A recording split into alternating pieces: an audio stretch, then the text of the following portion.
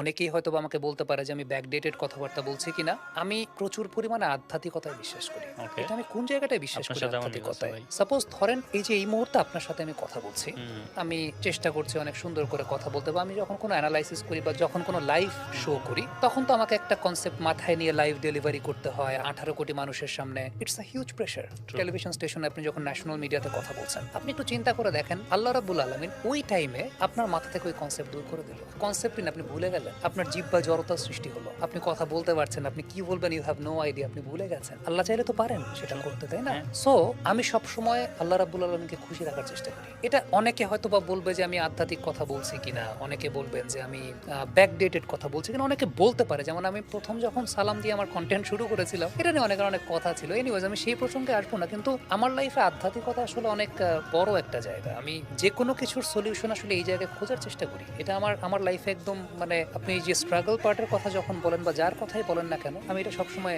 খোঁজার চেষ্টা করি।